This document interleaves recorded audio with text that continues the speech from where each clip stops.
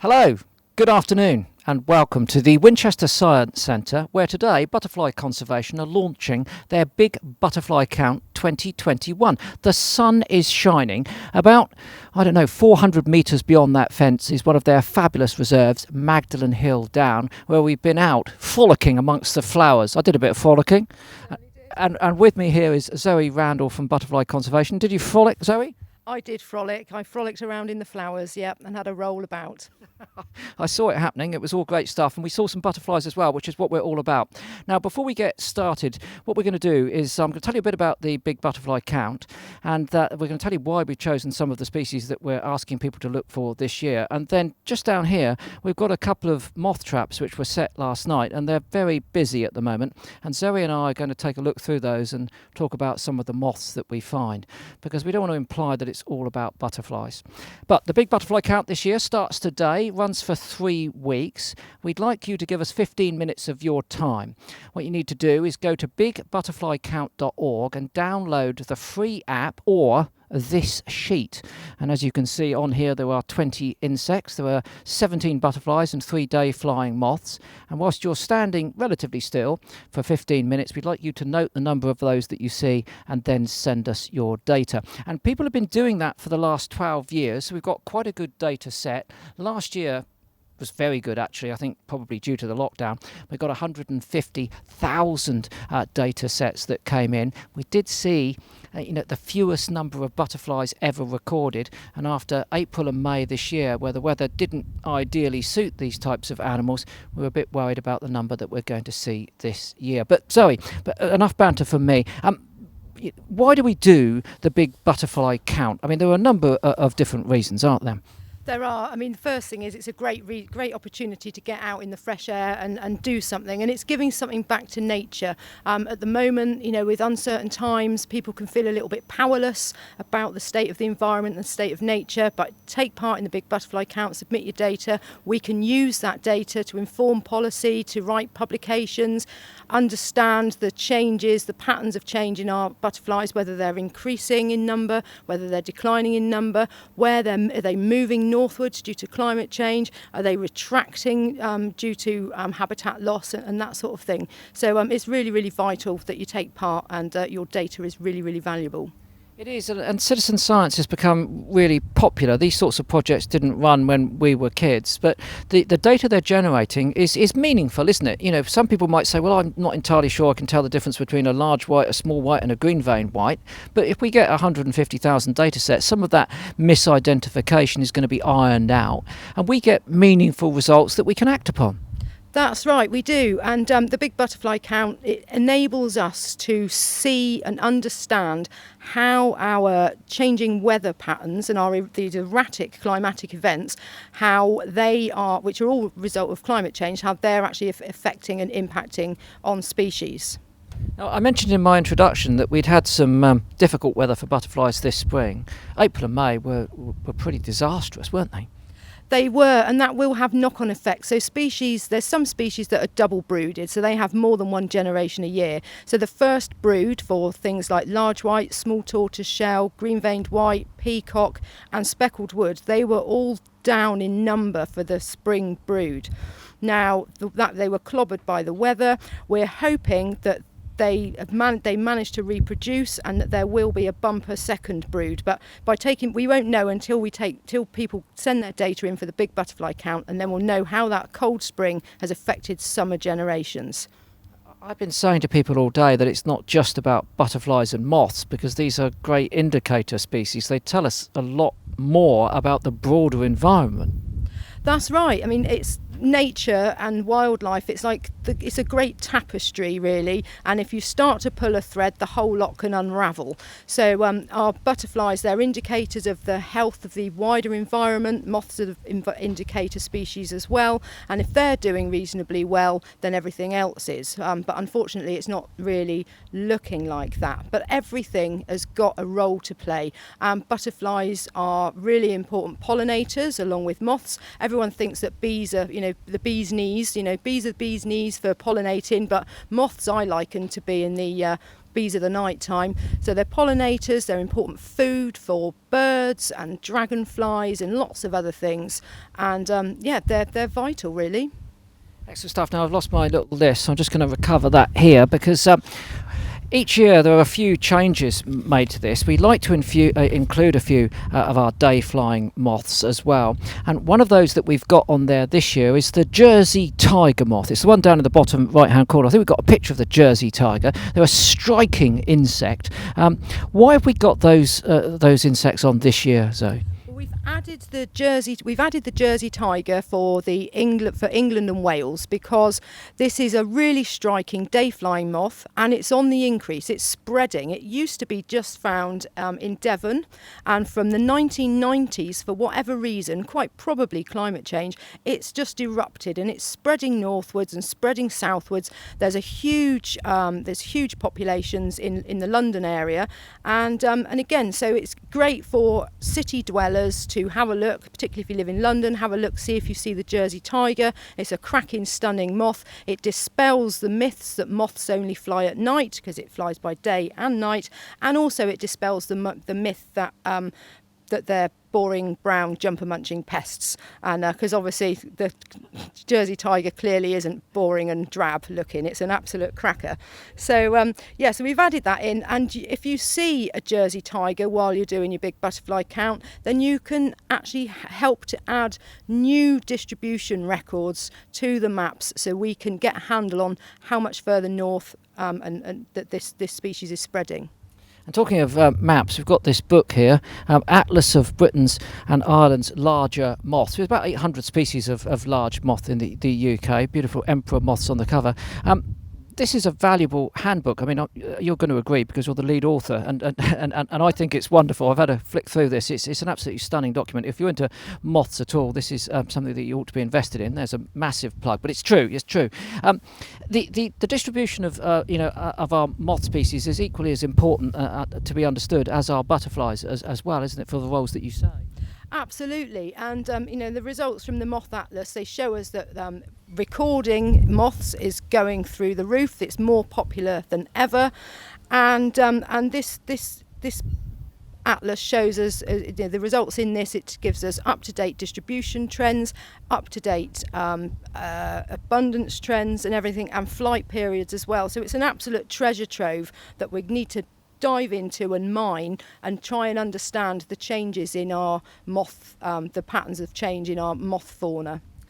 I often say, I mean, and I'd like you to correct me if you think I'm wrong, that in the UK, because of the enormous abilities and energies of our volunteer recorders, we probably have a better idea about the distribution and the population of our birds and our butterflies and these sorts of animals than anywhere else on Earth. And when I look into your book here, the degree of detail that we've got in these maps is quite astonishing. We do have our finger pretty much on the pulse of these things, and it's down to a testament to all of these volunteers, isn't it? Absolutely. There's a whole army of volunteer moth recorders and butterfly recorders out there that do butterfly moth recording as a hobby, and then they submit their data to Butterfly Conservation, and we can add value to those records that are, that are collected, and produce fantastic books like the Atlas of Britain and Ireland's larger moths. And really, as an organisation, we're totally indebted to our volunteer recorders, and particularly the County Moth Recorder Network and the County Butterfly Recorder Network, who do all the excellent work of collating and verifying the moth records. I mean, in this book, it spans 275 years worth of recording effort, which is absolutely phenomenal, and 25.6 million moth records. I mean, and we rely on our volunteers. We couldn't gather that much data as professionals. We need volunteer recorders out there to help us get all the numbers in. Those stats again, 275 years of data, and how many million records? 25.6 million moth records. I think I can stand assured that my bold statement is true then. We probably do have a greater understanding of the historical populations and distribution of these insects than anywhere else on Earth. And yet, Zoe, we are one of the most nature-depleted countries in the world. Our landscape is in trouble, and it's going to need very rapid assistance.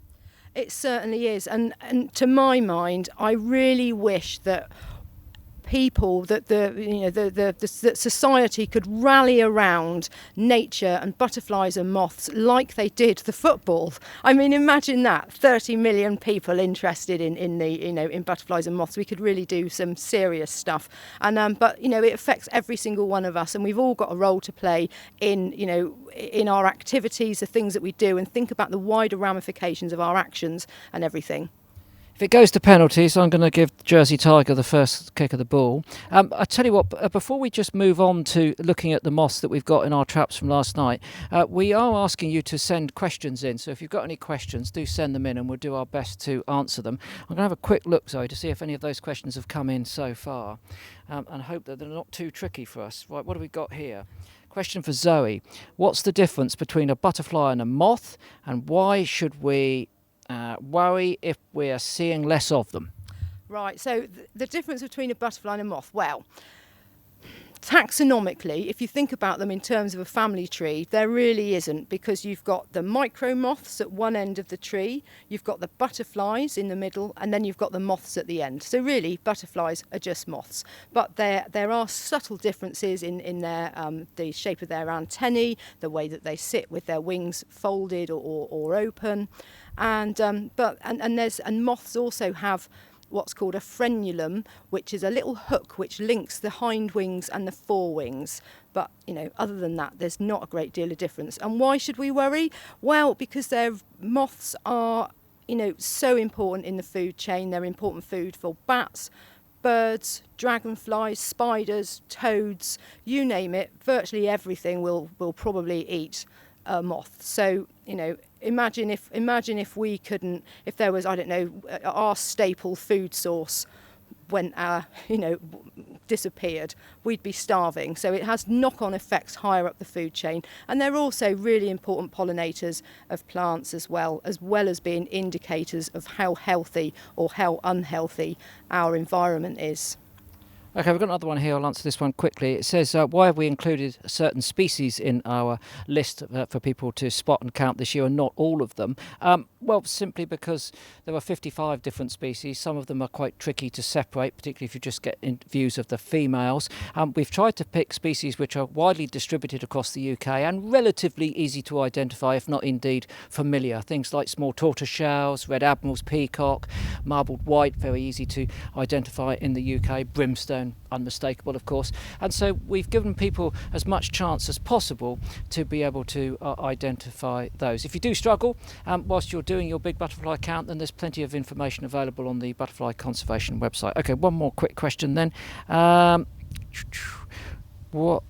Okay, here's general question. What can we do to help butterflies and moths apart from just counting them? Well, you can banish pesticides from your garden. You can buy peat-free compost as well, because peatlands are important habitats for many species, including the large heath butterfly. So go peat-free. You can plant a variety of different nectar sources in your garden, so you've providing food for butterflies. So have different flowers that flower throughout the season, or different ones, so you can have nectar from March all the way through to December. And you might say, well, what flowers in December? Well, ivy. Ivy's a fantastic nectar resource for moths in the winter. And then also you want to be planting caterpillar food plants as well, so that then the butterflies and the moths have got something to lay their eggs on and something for the larvae, the caterpillars, to munch on, and then pupate in the ground and then fly off later on.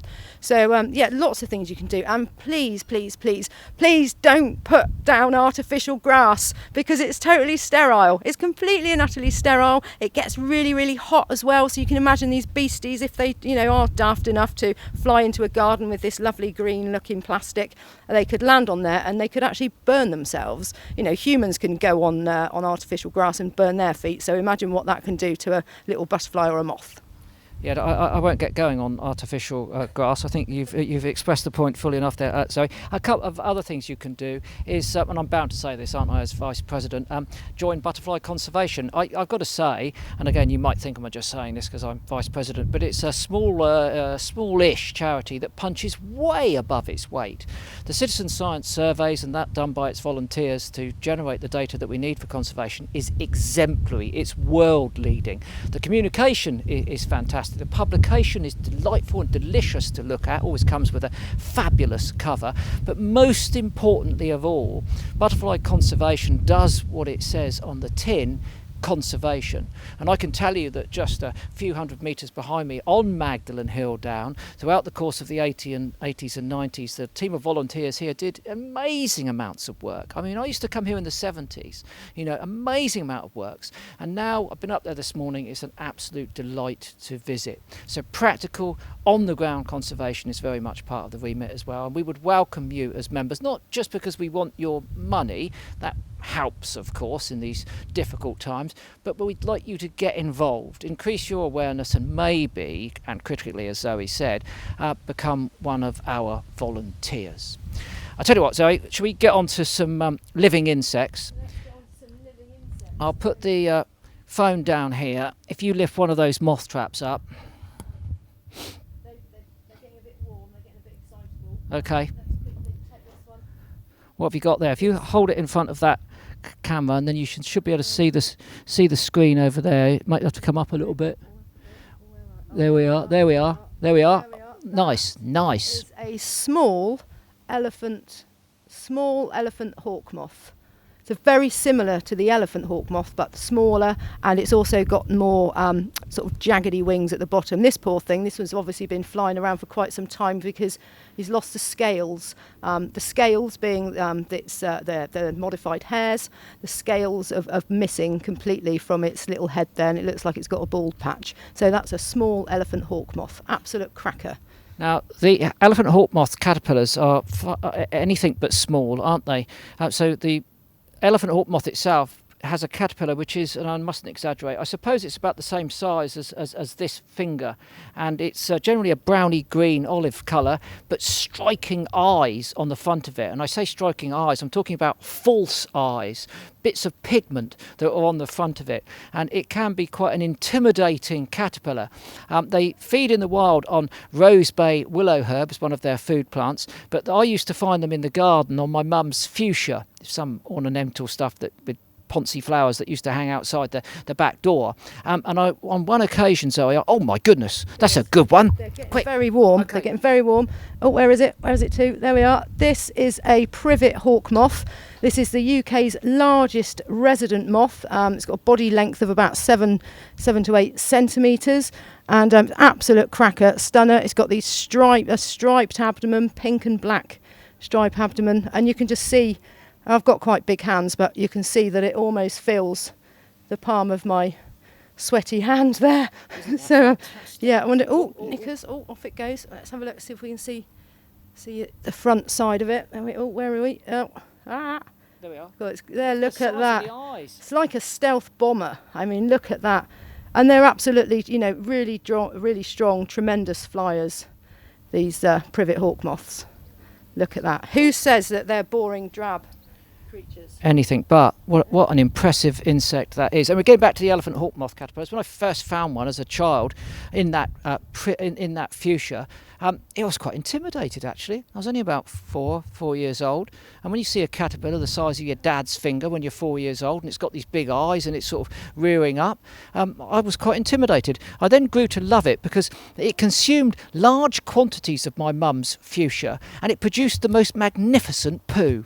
Yes, pellets of poo that were about the size, I don't know, about 5 millimetres by 3 millimetres. Green pellets of poo, which I dried out on my bedroom windowsill and was very proud to keep at that point in time. What else have we got in there? They're all got a bit warm, and they're all zipping about and zipping off. Here we are. Let's try this one here. This one looks quite chilled out and relaxed. Okay, Yeah, so that's a good one. there we are. So this is a. Oh, where are we to? Oh, there we go. Oh, There we are. a broad-bordered yellow underwing. It's got beautiful sort of, I don't know what colour you'd call that really. Ochre. Ochre. Beautiful ochre on the top, and then under the underwings will be yellow. But I'm not going to poke around with it too much. So you carry on naturally and I'll find something else. So moth traps like this can be quite expensive, and they might be considered specialist natural history equipment. If you get really into mothing, then it's worth getting them. What they have over there, Zoe, show us the lighting part of that at the moment. If you pass that over, that's the Mercury vapor lamp that we have here, which is an extremely bright light. And as we know, moths are drawn to a candle, they're drawn to light, and this type of light can draw them in from an enormous distance. Zoe's chasing the moths, which have decided to leave us this afternoon, as you might imagine. It can draw them in from an enormous distance, but you can do one of two things if you want to get into some moths. You can get a white sheet out and get the brightest torch that you can get your hands on and shine it at the sheet, hang it on the wall or suspend it on the garden fence, and that will bring moths in with a degree of efficiency as well. And then the next thing that you can do, hold on, I'm going to... Just quickly, right, okay. Here we are. Peppered moth. That's what, good job, Chris. What are we looking at? There we are.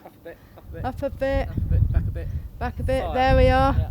The peppered moth. So once put, this is fits Darwin's theory of natural selection perfectly, because back in about the 1800s, the pale form completely disappeared and was overtaken by a blacker form. Now, if you can imagine this moth landing in its pale form on a pale building, it won't be able to be seen. However,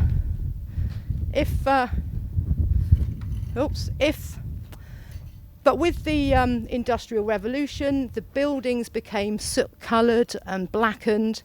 So these pale moths were then sitting ducks for predators such as birds and everything. So they evolved into a darker form so that they were camouflaged on these darker buildings. And then we had the Clean Air Act.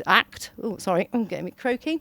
The Clean Air Act was introduced. The air pollution reduced, and so the buildings went whiter again, and the tree trunks were more pale again.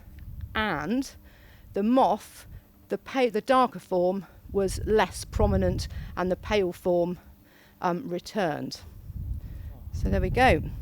Evolution in action. I like the peppered moth, beautiful feathery antennae. Anyway, so we're getting back to your own do-it-yourself mothing. You can try the white sheet and the bright torch, or you can try moth sugaring.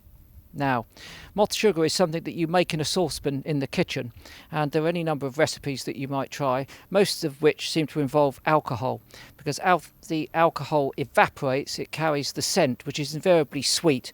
And I remember, managing to convince my mother to give some of her precious sherry to my first attempt at moth sugaring, and wasn't too successful actually. You've got to get the recipe right, and you've got to get it out on the right evening. It needs to be warm and humid to get that alcohol that's in the mix, spreading the smell out and drawing the moths in. Some species seem to come to sugar and others don't. Zoe. That's right. So the old lady is a prime example of that. The old lady moth, absolute beautiful, stunning moth.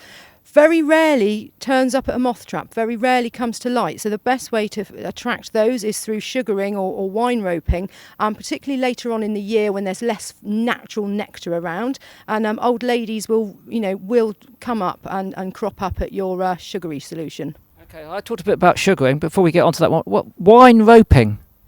Wine roping, so it's like sugaring, and what you do is you use wine and treacle and various other things, brew it up on the stove, mix it all up, and then dip some rope in it. So obviously this sort of modern day plasticky rope's not much cop, but old sort of like proper rope, twine rope. You can use that, or what you can use is old socks or something like that. Dip some old socks in your sugar, in your wine stuff, and peg it on the washing line. So look, basically folks, I love this. You take some perfectly good wine, you put it in a saucepan, you mix it up with a load of other stuff, recipes available online, and then you stick in some old socks and you go out and you hang them in the tree. Best done after dark, because if your neighbours see it, you're probably going to get the police round. But you might get an old lady round as well. Not the neighbour, but the actual moth, which would be a real treat. Okay, Zoe, next moth. So now we've got, this one's revving up to fly. Where are we? There we go. That is an elephant hawk moth as opposed to the small elephant hawk moth. And you might be able to see it's revving up its wings here. It's trying to generate enough heat in its thorax to get its wings flapping so it can fly away. But it's also, oh, there it goes. There, off it goes, just like that. Now, that's what it says on the tin. It does, and of course now what that animal would be doing is finding some shelter up here in the bushes where it will now remain static until this evening. So what we do with these moth traps when we set them is we cover them with a sheet until we're about to open them like this to keep the moths calm and in the dark. And typically we would do this first thing in the morning. We've left this one a bit late. Okay, dark archers. No. Oh, large yellow underwing. Sorry, large yellow underwing. Yeah, I knew that. I spoke before I thought. It's just a very dangerous thing to do when you're doing live TV, isn't it, really? Yes, large yellow underwing. Quite a common moth, and one which I know you can often see in the gentleman's toilet of pubs in the evening if they leave the window open, necessary ventilation. And if it's... oh, that was a brimstone, wasn't it? No, swallowtail. Swallowtail. Well, you missed that one. Sorry. Tragic loss. Look it up online. Google swallowtail moth. That one was a bit bleached out, to be quite honest with you, Zoe. Any more on there? We can show them on the egg carton, I think. Oh, look at this. Now, is that what I think it is? Is it what you think it is? What is it? What do you think it is? I think it's a spectacle, and it is a spectacle. They're very warm. They're not being very compliant here today. Let's have a look. Oh, yeah, it's called a spectacle because if you look at it face on, it looks like it's wearing Biggles glasses. It does. The hairs around the top part of its abdomen have, beyond the head, have two large circles which look like some old style sort of 1950s, 60s NHS spectacles as we used to wear at school. But that one's made a spectacle of us by exiting the scene, to be quite honest with you. Any more whilst they're on there? They're running around like mad. Okay. Where are they? Oh, well, that's my thumb. There's my finger. Oh, should have practiced this earlier. Right, so this one here. Now, this one is either a dark dagger or a grey dagger. Now, when they're adults like this, they're very difficult to tell apart unless you inspect their genitalia. And then you can tell them apart. But the caterpillars are distinguishable. So you can tell the grey dagger and the dark dagger apart when they're at the caterpillar stage, but much harder when they're in the adult stage. I think a lot of people get into moths once they've dealt with the challenge of 55 odd butterfly species. There's about 800 moths. You've got another one? Oh, yeah, no, oh, go on. Here. No, let's try and get it. Ooh. Where are we? There we are. That one there. That is a clouded border. I mean, the names of moths are just absolutely phenomenal as well. I mean, again, and the clouded border. Well, that's exactly. It's got dark clouds along its border. And I think I'll have to check in the book. I think before I make myself look like a complete idiot. You'll have to bear with me. I'm a bit rusty on my moths. I've recently got myself a new horse, so moths have gone out the window and horses are right in there. So. Now, I think that is a festoon. Would you agree? Do you know what? Would you I'm agree? going to put my glasses on because that's Put going to your give me a glasses sporting chance. I tell you, why don't I hold the? You hold the I thing. hold the thing on Yeah. here, and you double check. And do you know there were 800 species of large moth, and it's difficult to stay on top of them. I remember learning a lot of them in the 80s, and then when my stepdaughter Megan was younger, we got the moth trap out again and ran it very diligently every night and kept records. But yeah, you do get a bit rusty on the old moths there. And look, the point is, one of the most important attributes of being a good naturalist is knowing what you don't know, but knowing who to ask or where to find the answer. And on this occasion, I reckon I'm going to give you 10 out of 10 for that one, Zoe. I am. Look, it's got the patterning is exactly right. Let's just have another little look if I can get that one into position there. I'm giving you 10 out of 10 for the correct identification of the festoon. Where is it? I'm sure if I've got it wrong, lots of people will let me know. Yeah. Okay. There's the old festoon. Oh, wow. Oh, hold on. An ooh wow from Zoe is exciting. I mean, oh, look, yeah, Poplar hole. There's a right. Where are we? Oh. That's it. Mass. Yeah, there. whole mass. That one's gorgeous. It's revving up to fly again. Hold on. There we go. Oh. Let me take Yeah, you got that. I've No. got Oh, there we go. I've Right, got so, that. Okay. oh, never worked with children and animals. There we are. So there we are. This is a poplar Hawkmoth, and yeah, it's so warm here. They are getting very, very active. And, Stunning. yeah. And that one, of course, you know, it's got the underwings are quite striking. It looks like a grey, slaty, milky coloured moth, but the underwings are really quite striking when they flash them at any potential predators, which they will do to you sometimes. If you find them on a fence and you approach them suddenly, they'll lift up their forewings, flash their hind wings, and you'll get the shock of your life if you imagine that you're a sparrow or a starling. Got another small elephant hawk moth here. Just see if I can get that one on, Zoe. Where are we? Yeah, let's have a look. There we are. And you can see those crinkled wings, which are one of the ways that you distinguish it from the elephant hawk moth. You've got another one? I did have it. You did have, but it's gone. Here's a large elephant hawk, just for direct comparison. There we are. You see that one? A beautiful, absolutely stunning piece of natural art. Look at those wonderful white antennae, the stripes on the back. I mean, they are, of the hawk moths, they're the ones that certainly come to traps in this area most frequently, Zoe, but they are just undeniably beautiful, aren't they?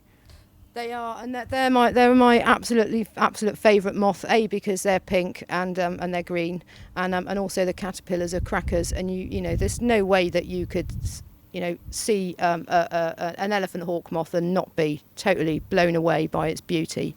Okay. What's that one down in there then? That one. Oh, this is a. Let's get this one out of the way. I'm not going to try it. Right, where are we to? There we are. That one there is a lobster moth. And you might think, well, that's a daft name for that. It looks nothing at all like a lobster. But the caterpillar does look identical to a lobster. It's absolutely incredible. And yeah, so lobster moth, because the caterpillar looks exactly like a lobster. So I've got to ask you, when I was a kid, I used to look at drawings and photographs of the larvae of the lobster moth and fantasise about seeing them. I've only ever seen one once in my life. It was moribund. It had fallen from a tree. I found it lying on the ground by chance. It was brown. I don't know how I spotted it, but I picked it up. Unfortunately, it was in the process of dying. I don't know why.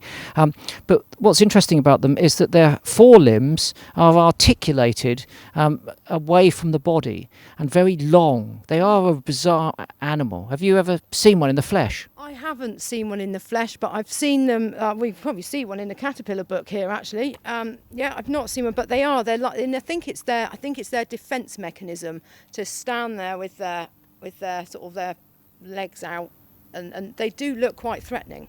But I don't know if we can see a picture of a lobster moth caterpillar. Yes, it would. They are extraordinary, but so difficult to see. I have actually. I do recall on the second occasion someone brought me a tub of them, and I looked at them. I tried to con them out of one of their lobster moth caterpillars so I could photograph it at home, but you know, I wasn't allowed. Basically, I wasn't allowed to have the lobster moth. I mean, obviously, I don't hold it against that gentleman. I wouldn't hold that against him for the rest of my life and his life at all. Oh, here we are. Okay.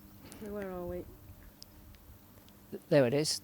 There Tilt is it a little bit. It's a bit there shiny. we go. Yeah, I mean, look at that. Hey. Absolute cracker. And yeah, like you, Chris, I would love to see one in the flesh and not a dead one. And these legs here articulate forward, so they're very long prolegs they have there. And the rear part of the animal with that spine and the way that it angles itself is said to look like a lobster, as you say. Imagine if you saw, you know, a giant one of those. It's very science fiction, isn't it? You'd probably run for your life. You would run for your life. They're remarkable. Okay, I'm going to look for some questions. If maybe have a scan, Zoe, for just one more, super moth before we finish. What have we got on here? Poplar hawks, small elephant hawk there. Right, let's have a look. Any more questions here? How long do butterflies and moths live? Asks Joe. Well, that depends on the species. I'll do the butterflies, Zoe can do the moths in a moment. So you've got to think that a butterfly and a moth was once an egg, a caterpillar and a pupae as well. So that's all the same organism. So whilst the winged adult insect in the UK may only live for a few weeks, maybe a month or so, if it's one of those that's one of the broods that's in the summer, you've got to think that the caterpillar and the pupae is still living, and it may have overwintered as an egg or a larvae, so it goes into several months. Then you've got to think of those which overwinter as adults, so things like the brimstones, the peacocks, the commas, they will hang up in a dry place throughout the course of the winter as an adult, and then emerge to mate and... Oh, you're going to interrupt me? I'm going to have to shut you up. Okay, good. I have just seen, this is my first time I've ever seen one of these. Where is it? Don't you fly away. Look at that. That is a leopard moth. So it's got little black spots. It's pale body, little black spots like a leopard. Where are we? There we are. It's not a very good angle, is it? But getting there. There we are. There we are. Now, yeah. There we go. Look at that. Yeah, leopard moth, not a caterpillar, it's a moth, leopard moth. And yeah, cracking. I'm well impressed. Yeah, it's the first one I've ever seen. And there's a footman there, isn't there? Yeah, there is a footman there. But this one also, look at this little lovely one. Oh, where are we? There we go. That is a clouded silver. Clouded silver.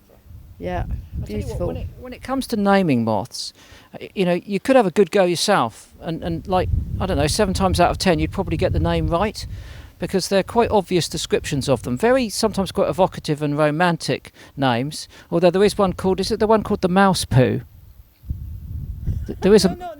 No, I think there's a moth called the mouse poo, or I'm absolutely certain there's one called mouse poo. There are a lot of moths that camouflage themselves as, they look like bird droppings, and they're basically bird dropping mimics. So the Chinese character that looks exactly like a bird dropping to to protect itself from predators, basically. And the caterpillars too. Alder moth caterpillar, for the first few instars, actually curls up on the leaf and looks like a freshly deposited effusion from a great tit. So it's a remarkable piece of camouflage. Any more in there, Zoe? Well, they're all getting a bit active, and there's lots of brown jobs, and like I say, I'm a little bit rusty. There was a buff arches here, but that seems to have disappeared off. We've got another spectacle here, but he doesn't want to be made a spectacle of. No. So I'll just have a quick route through, and I'll get back to that answer about the butterflies. So it can be months, obviously.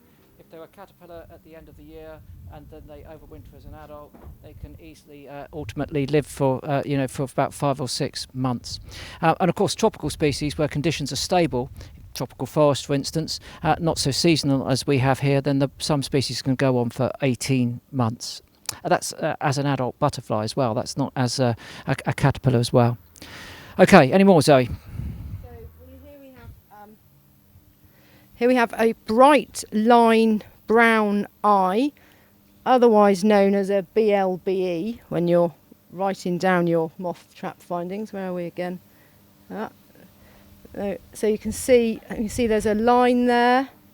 There's the bright line along the trailing edge of the wing, and then there's the bright brown eye.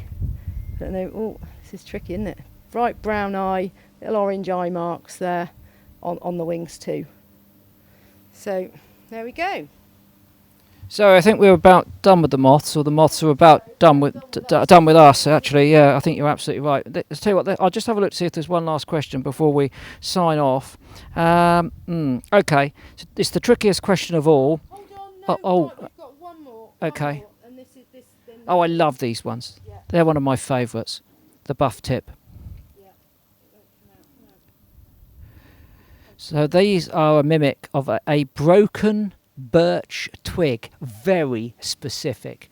And one of my favourite tricks as a kid was to get some dead birch twig and to snap it off about the same diameter and same length as the moth itself, and then put the two side by side and see if my sister could tell them apart. I have to say, despite the fact that she grew into a dress designer, she was always able to tell them apart, but only because she's a human and not a bird. There we are. So there it is, sort of head on. And then if I spin it around, Look at that. look at that. Oh, it's a bit, I need go gadget arms really. Look at that, absolute cracker. What a way to finish. Oh, yeah. Oh, sorry, he's on the table. It's all right. She's on the table. It's. There we Look go. at Look at that, that. lovely buff tip. You can see that bit at the end here on the rear part of the forewing is exactly the same colour that you'll see inside a birch twig that's snapped off. And then, so try and twist your arm around again to show us the head end. Look at that. It's mental, isn't it? It's absolutely just mental. phenomenal. And of course, during the daytime, what they do is sit perfectly still beneath birch or on birch, and they are quite invisible. And a beautiful silvery back that they've got, aren't they? Sensational. Buff tip. And again, if you were thinking of a name for that, you might come up with buff tip. The tip of it's buff. Honestly, the guys that invented moth names really didn't tax themselves too much, did they? They really didn't. Anyway, I was going to get to the most difficult question of the afternoon, Zoe. I'll tell you what, you go first. What is, we always get asked this, what is your favourite moth and your favourite butterfly? My favourite moth, as I've said about 5 times today, is the elephant hawk moth because it's big and pink and green and fluffy and beautiful, and the caterpillar's amazing. My favourite butterfly, I think, has got to be the brimstone, because to me, when I see the first brimstone of spring in my back garden at home, I breathe a massive sigh of relief and think, oh, thank heavens, the cold winter's over, spring's here, I've survived the winter. Fantastic, bring on the spring weather and the sunshine. Excellent. Okay, so my favourite moth is the mouse poo. I've never seen it. You may think I'm making the name up. I'm going to have to go and check it, but I'm absolutely certain there's one called a mouse poo. And my favourite butterfly, normally I would have to concur with Zoe. I'm equally startled, and my heart misses a beat when you see that first brimstone of springtime. But yesterday I saw my first silver-washed fritillary of the year. A big, robust, orange and dark spotted insect that flies around the oak woodland near where I live, and again that can be equally exciting. Brimstone, first sign of spring. For me, the arrival of the silver-washed fritillary is the sign of high summer, and we've had some high summer today. There goes, oh, there's one of our moths came back for a little fly past, I think. Daring manoeuvre, been trailing smoke. It might have got an award. I think it's time for us to wrap up. Zoe, thanks very much for manhandling the moths. No worries at all. It's been a pleasure, Chris. Thank you. Excellent. And for your identification skills, which were exemplary. You got that one festoon, bang on. Love that. Just before we go then, do try and join us for the big butterfly count this year. Details are available. Can't speak now, I'm so tired. Bigbutterflycount.org. Download the free app or the sheet, which is still here, having not blown off the table. And then spend 15 minutes counting these insects, and do send us your data. Hopefully more people will take part this year, and we'll get an even more accurate of the idea of the populations, distributions, and the happy or not so happy lives of these insects out there in our countryside. Zoe, do you know what I'm thinking? I'm thinking vegan hot chocolate and a vegan snack of some kind at this point. That's on my agenda. I think we. Not a moth then. Certainly not. Certainly not. No, my days of eating moths are long gone. Thank you very much. Bye bye.